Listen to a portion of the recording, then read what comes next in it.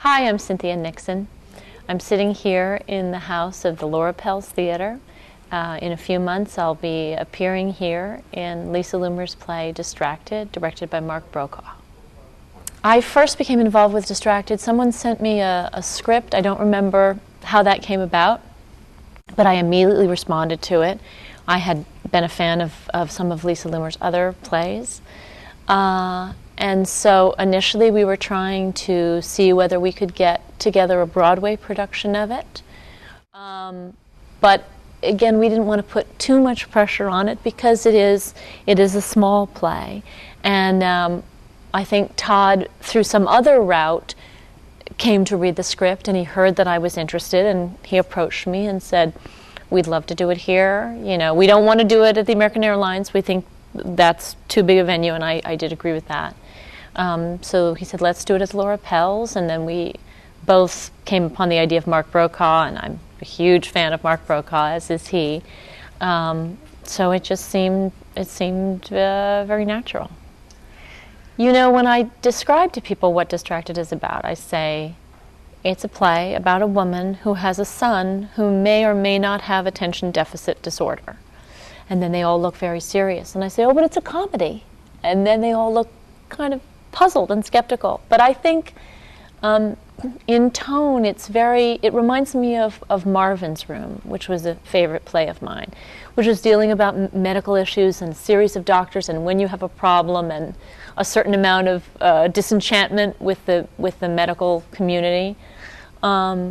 And that kind of very real problem, which you could treat in a kind of a more soap opera-ish TV, movie of the week kind of a way, or you can sort of notch it up a degree and have this more absurdist vision of it.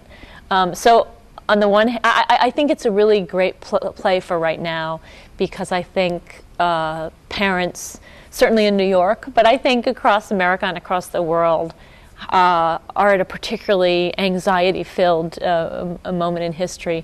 And I think what's beautiful about the play, as it gets deeper and deeper in and it starts to spiral, attention deficit disorder becomes not just about our 9-year-old son who is the problem. It becomes a metaphor for my husband and I and our whole culture that is so overstimulated and so distracted. I first appeared at the Roundabout in 2001. We actually went into rehearsal the day before September 11th, on September 10th. It was the production of The Women, directed by Scott Elliott. It was at the American Airlines Theater. It was one of the first few productions in the newly renovated American Airlines Theater at the time.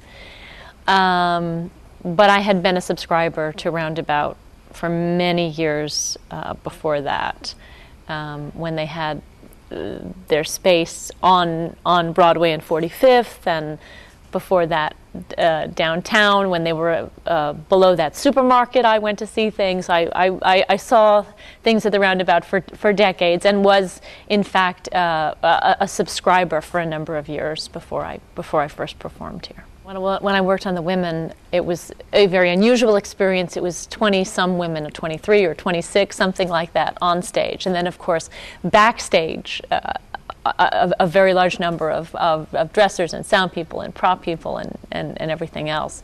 And I just will say that at the Roundabout, you're extremely well taken care of. You really... whether it's the people you're working with backstage, or the people in the office, or the people in publicity, you really only have to voice a request, and really all of a sudden there is someone there with an answer or with help, which is great.